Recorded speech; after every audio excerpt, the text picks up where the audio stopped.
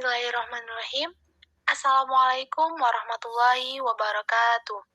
Yang terhormat, dosen pengampu mata kuliah Manajemen Pendidikan, Ibu Renti Oktaria, serta teman-teman sekalian. Di sini, kelompok 8 akan mempresentasikan materi yang berjudul Manajemen Peningkatan Mutu Pendidikan. Adapun anggota kelompok 8 yaitu Alvina Dara Auliawati dengan NPM 2113021004,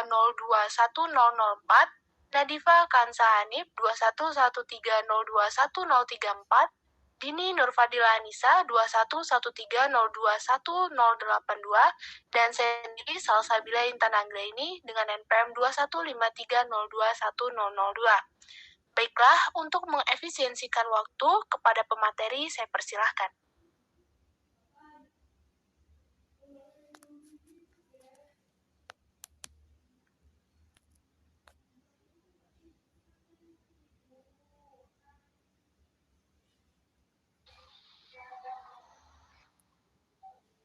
Baik, manajemen peningkatan mutu. Yang pertama, itu hakikat peningkatan mutu pendidikan. Istilah mutu dapat dipahami dan dilihat dari dua sisi, yakni dari segi normatif dan segi deskriptif, menurut Marsus Suti tahun 2011.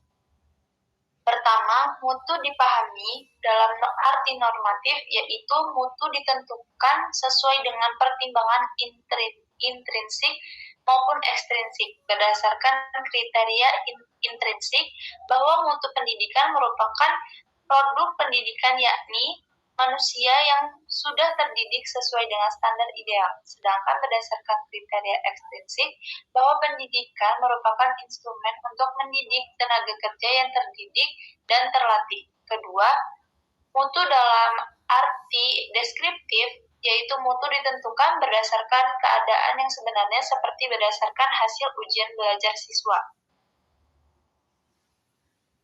Secara teoritis, bahwa ada dua pendekatan yang dapat digunakan dalam memahami makna istilah mutu. Pertama, mutu mencerminkan sesuatu karakteristik yang dimiliki. Dalam sudut pandang ini, bahwa sesuatu yang bermutu dipandang menjadi sesuatu yang excellent atau valuable. Dan mutu sama sekali tidak mempunyai apa yang disebut evaluative sense. Sedangkan pendekatan kedua yang disebut pendekatan metafisik, yakni mutu dipandang sebagai sesuatu yang tidak hanya dapat dianalisis secara deskriptif, tetapi juga dapat dianalisis secara evaluatif atau sesuatu yang bisa terukur sesuai dengan standar yang berlaku. Hal ini karena dalam memandang mutu bisa dibedakan secara absolut antara fakta-fakta yang dikaitkan dengan analisis secara deskriptif dan nilai-nilai yang dikaitkan dengan analisis secara evaluatif. Dengan demikian, bahwa mutu pendidikan merupakan derajat keunggulan dalam pengelolaan pendidikan secara efektif dan efisien untuk melahirkan keunggulan akademis dan ekstrakurikuler pada peserta didik yang dinyatakan lulus untuk satu jenjang pendidikan atau menyelesaikan pembelajaran tertentu.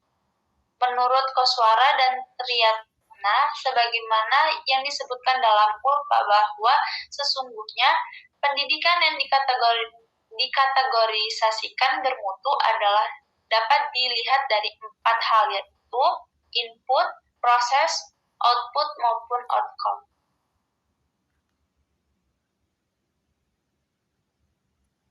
Selanjutnya akan dilanjutkan oleh rekan saya. Slide selanjutnya. Input pendidikan yang bermutu maksudnya adalah bahwa sebuah lembaga pendidikan tersebut memiliki guru-guru atau tenaga pendidik yang bermutu, peserta didik atau siswa yang bermutu, keberadaan kurikulum yang bermutu, fasilitas lembaga pendidikan yang bermutu, serta didukung oleh berbagai aspek dalam penyelenggara pendidikan yang bermutu. Proses pendidikan yang bermutu maksudnya adalah bahwa kegiatan proses pembelajaran yang berlangsung di lembaga pendidikan tersebut juga bermutu. Karena dalam pendidikan, proses merupakan hal terpenting untuk menciptakan hasil yang optimal. Ukuran keberhasilan sebuah lembaga pendidikan ditentukan sebuah proses yang baik dan bermutu. Keberadaan proses yang bermutu biasanya sesuai dengan standar yang diterapkan atau SOP.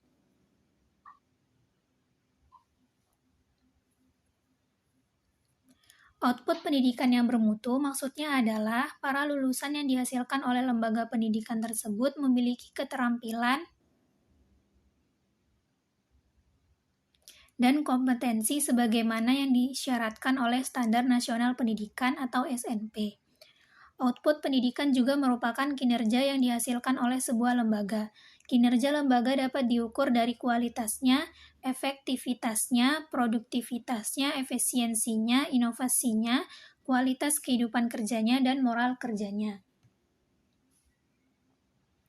Outcome pendidikan yang bermutu dimaksudkan adalah bahwa lulusan yang dihasilkan oleh lembaga pendidikan tersebut mampu melanjutkan ke jenjang pendidikan yang lebih tinggi sesuai dengan jurusan atau terserap pada dunia usaha atau dunia industri yang memiliki daya kompetitif. Slide selanjutnya akan disampaikan oleh rekan saya.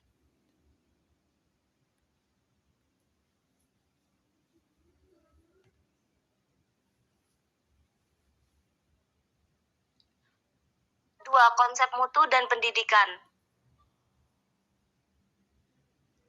Konsep pelayanan dan penjaminan mutu pendidikan dapat dilakukan dengan pengukuran Total Quality Management atau TKM, sebagaimana dinuklikan oleh Edward Salis, bahwa konsep mutu dalam kaitan dengan Total Quality Management, di mana menurutnya mutu itu harus dipandang sebagai konsep yang relatif, bukan konsep yang absolut.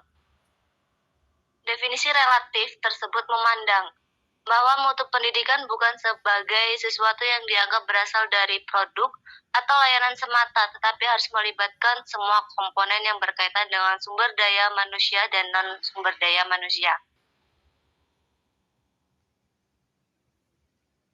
Mutu dapat dikatakan baik apabila dalam sebuah layanan memenuhi spesifikasi yang ada. Mutu sebagai instrumen untuk menilai produk sudah memenuhi standar atau belum, masih bersifat relatif dan tidak eksklusif. Definisi relatif tentang mutu tersebut memiliki dua aspek, adalah dapat menyesuaikan diri dengan spesifik dan memenuhi kebutuhan pelanggan atau user. Menurut Philip Combs, melihat konsep mutu pendidikan tidak hanya diukur dari prestasi belajar seperti yang dikaitkan dengan kurikulum dan standarisasinya, tetapi juga perlu dilihat dari relevansi dan kebutuhan belajar saat ini dan untuk masa yang akan datang.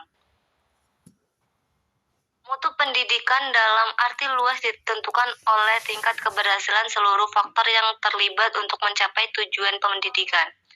Di samping itu, mutu pendidikan tidak hanya ditentukan oleh pihak sekolah sebagai lembaga pendidikan, tetapi juga harus disesuaikan dengan apa yang menjadi pandangan dan harapan masyarakat. Seiring dengan kecenderungan ini, penilaian masyarakat tentang mutu lulusan sekolah pun terus-menerus berkembang. Mutu pendidikan itu bersifat multidimensi yang meliputi aspek input, proses, dan keluar atau output dan outcomes. Oleh karena itu, indikator dan standar mutu pendidikan dikembangkan secara holistik, mulai dari input, proses, dan keluaran. Dengan demikian, yang dimaksud dengan mutu lembaga pendidikan adalah kebermutuan dari berbagai pelayanan atau servis yang diberikan oleh institut pendidikan kepada peserta didik maupun kepada tenaga staf pengajar untuk terjadinya proses pembelajaran. Robert dan Prevot dalam Christopher berdasarkan hasil penelitiannya telah membuktikan adanya perbedaan dimensi mutu yang meliputi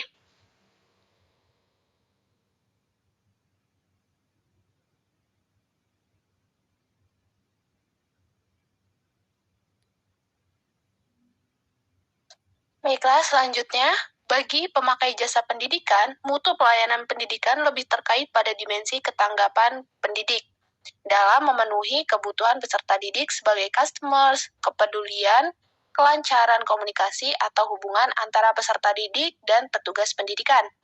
Bagi penyelenggara pendidikan, mutu pelayanan pendidikan lebih terkait pada kesesuaian pelayanan pendidikan yang diselenggarakan dalam perkembangan ilmu dan otonomi profesi pendidik.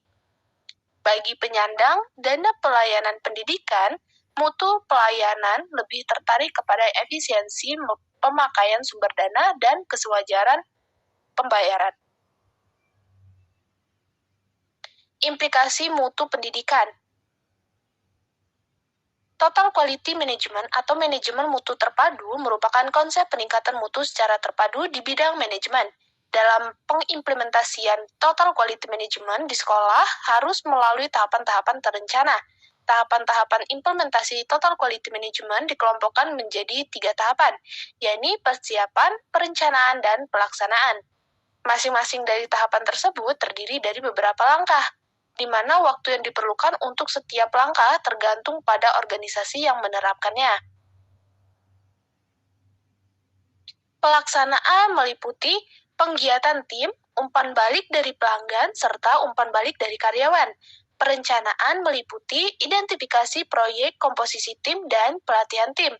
Persiapan meliputi pelatihan menyusun visi dan prinsip sebagai pedoman, merumuskan tujuan, komunikasi dan publikasi, identifikasi kekuatan dan kelemahan, identifikasi pendukung dan penolak, serta memperkirakan sikap karyawan dan mengukur kepuasan pelanggan.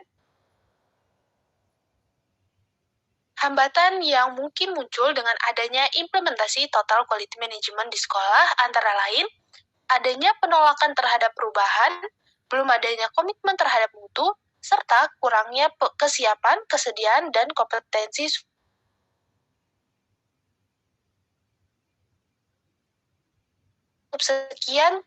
Cukup sekian presentasi dari kami. Saya akhiri. Wassalamualaikum warahmatullahi wabarakatuh.